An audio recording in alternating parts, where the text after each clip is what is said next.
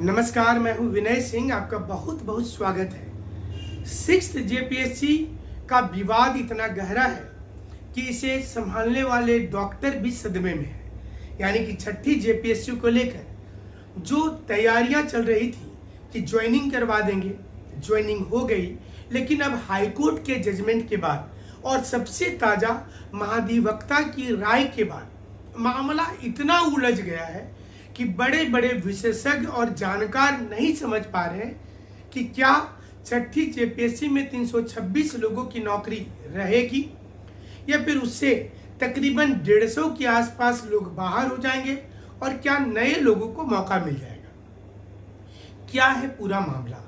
महाधिवक्ता की नई राय ने क्यों ऐसी लकीर खींच दी है कि जिसको समझ पाना लोगों की बस की बात नहीं है।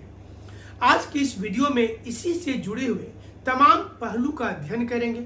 आपको बताएंगे कि महाधिवक्ता ने जो राय दिया इसके बाद क्या कयास लगाया जा रहा है और क्या जेपीएससी के अध्यक्ष या फिर सदस्य या फिर परीक्षा नियंत्रक की अरेस्टिंग हो जाएगी या फिर ये त्यागपत्र दे देंगे। क्या कुछ हो सकता है। सवाल इसलिए लाजमी हो जाता है कि 6ठी जेपीएससी की बुनियादी चीजें 7वीं जेपीएससी की ओर इशारा कर देती है। 7वीं को लेकर जो तैयारी चल रही है इसमें 6ठी का सफलतापूर्वक, जैसे बोला जाता है कि सफलतापूर्वक परीक्षण हुआ एक रॉकेट का, एक प्रक्षेपण यान का, उसी प्रकार से इसका सफलता होना जरूरी हो जाता है। तो चलिए समझाते हैं आपको कि क्या मुश्किल आएगी। महाधिवक्ता ने राय दिया कि हम हाईकोर्ट के जजमेंट का अपमान नहीं कर सकते हैं।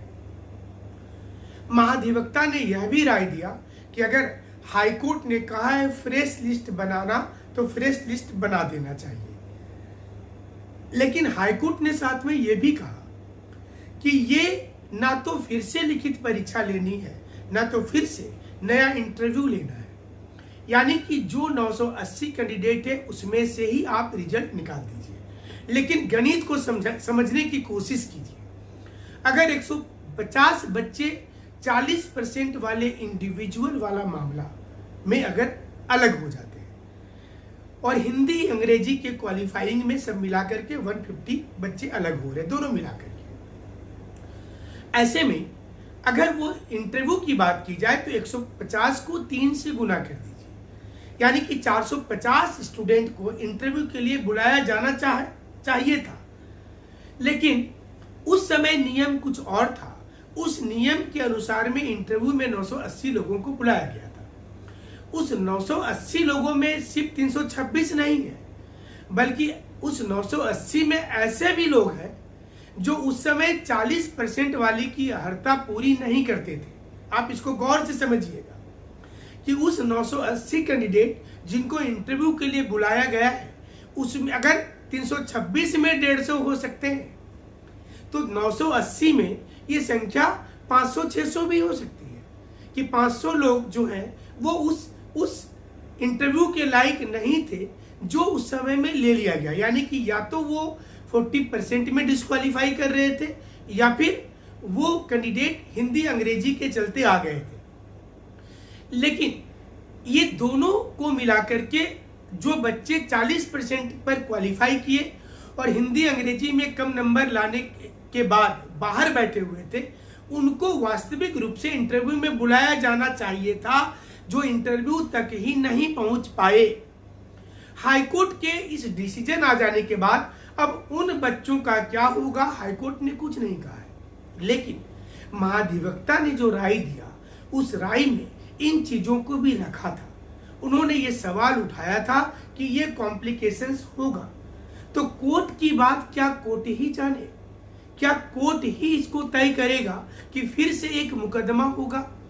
जो बच्चे इस वक्त इंटरव्यू दे ही नहीं पाए, क्या वो एंट्री करेंगे अंदर और क्या वो अब कोर्ट की शरण में जाएंगे कि उनको तो इंटरव्यू, और अगर उनको हाईकोर्ट नहीं मानती है तो बच्चे निश्चित रूप से सुप्रीम कोर्ट चले जाएंगे। ये आपको बता रहे हैं, ये नया और फ्रेश लिस्ट आने के बाद होगा। दूसरी चीज, अगर फ्रेश लिस्ट नहीं आती है, नया रिजल्ट नहीं निकाला जाता है तो ये सीधे तौर पर कंटेम्प्ट ऑफ कोर्ट का मामला बन जाता है। यानी कि ये मामला बन जाता है जिसमें एक न्यायालय की बात का अवमानना हुआ है। यही कारण है कि जेपीएससी डबल बेंच में नहीं गई। फिलहाल वो वेट एंड वॉच की मुद्रा में है। ये महाधिवक्ता की राय है। उन्होंने एक सजेशन दिया है कि हाईकोर्ट के सिंगल बेंच को अगर हम मानते हैं तो उसके बाद परिस्थितियां स्टूडेंट फिर से पैदा कर देंगे। क्या छठी जेपीएससी कैंसिलेशन की ओर बढ़ रहा है? अब देखिए यहां पर एक चीज और आपको बता दें, अगर फिर से ये नया रिजल्ट आएगा और ये 450 बच्चे कोर्ट की शरण में चले जाएंगे तो इनको फिर इंटरव्यू देने का मौका मिल जाएगा। अब पंजाब के एक मामले में सुप्रीम कोर्ट ने कहा है कि पहले से रिटर्न का नंबर अगर पता चल गया तो फिर आप इंटरव्यू नहीं कंडक्ट कर सकते। इस केस में क्या अपवाद मान करके किया जाएगा?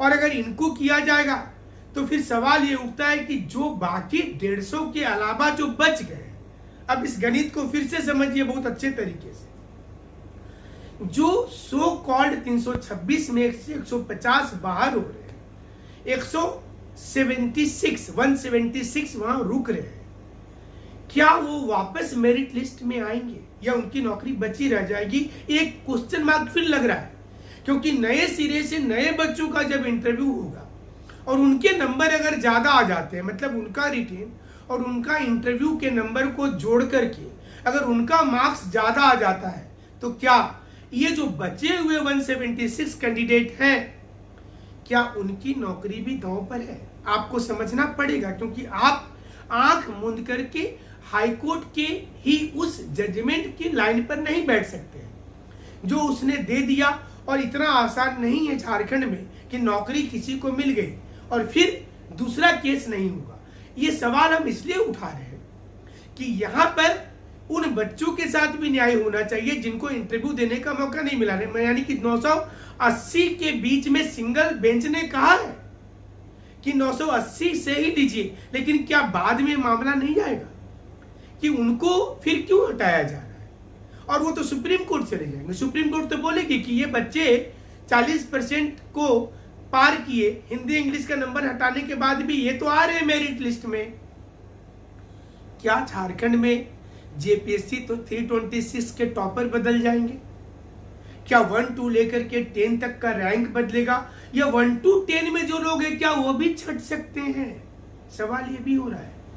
जो हिंदी अंग्रेजी में कम नंबर ला करके वहां खड़े हैं 326 में, 40% को पास करने के बाद वहां खड़े हैं 326 में, जब 450 नए लोगों की भी इंटरव्यू अगर हो जाती है, ऐसा अवस्था बहुत कॉम्प्लिकेशन हो जाएगा। इंतजार हर किसी को होगा। इंतजार इस 980 में से उन कैंडिडेट को पहले होगा जिनको लगता है कि 149 हटेंगे तो वो एंट्री मार देंगे। इंतजार वो 450 कैंडिडेट को भी होगा जिनको लगता है कि ये हटेंगे, नया इंटरव्यू लिस्ट जारी होगा तो सुप्रीम कोर्ट चले जाएंगे। और इंतजार इन 326 कैंडिडेट को भी रहेगा कि क्या उनके लिए सुप्रीम कोर्ट का कोई दरवाजा खुला है। हालांकि एक मुकदमा इसलिए किया गया है कि वो अगर हट जाते हैं तो उसमें एक दिक्कत आ सकती है, क्योंकि वो नौकरी छोड़ करके आए हैं। इसके लिए भी रास्ता निकल सकता है। ऐसे बहुत कॉम्प्लिकेशंस जब आती है न्यायपालिका में, और तमाम कॉम्प्लिकेशंस आने के बाद हो सकता है कि परीक्षा ही कैंसिल हो जाए। तो क्या सरकार ये चाहती है कि परीक्षा ही कैंसिल हो जाए, रद्द हो जाए? लेकिन वो नहीं करे, वो गवर्नमेंट नहीं करे, बल्कि न्यायपालिका करे। कहीं ना कहीं छठी जेपीएससी इस वक्त इस प्रकार से इतने चक्रव्यूह में है कि अभिमन्यु के लिए भी तोड़ना मुश्किल है। इतना मुश्किल है इसमें। और ये मुश्किल चीजों को आपको सुनना भी पड़ेगा और समझना पड़ेगा, क्योंकि आमतौर पर लोग ये चाहते हैं कि सिर्फ उनके फेवर में ही बात की जाए। ऐसा नहीं है, क्योंकि ये स्थितियां देर सवेर आती रहती हैं। और जब तक छठी जेपीएससी क्लियर नहीं होगा, 7वीं के ऊपर में क्वेश्चन मार्क आ जाएगा। हमारा 7वीं जेपीएससी को लेकर भी बड़ा प्रश्न उठ रहा है कि परीक्षा लेने के पहले तमाम विसंगति को दूर नहीं किया जाए तो क्या होगा। और 40% वाली बात तो जेपीएससी ने खुद सुप्रीम कोर्ट पे एफिडेविट दे दिया था। ये जेपीएससी के लोग बिना टैलेंट के वहां पहुंच जाते हैं क्या? इनको कोई अनुभव नहीं रहता है क्या? और आज ज्ञानेंद्र जी क्या जवाब देंगे? आज सुधीर त्रिपाठी जी क्या जवाब देंगे? और एडवोकेट जनरल ने जो राय दे दिया, इस राय पर सरकार क्या जवाब देगी? आप हमारे साथ इसी प्रकार से जुड़े रहिएगा। हर एक जो मामला होता है उसमें तहकीकात करते हैं, विश्लेषण करेंगे और आपको बताएंगे कि क्या सही है, क्या गलत है।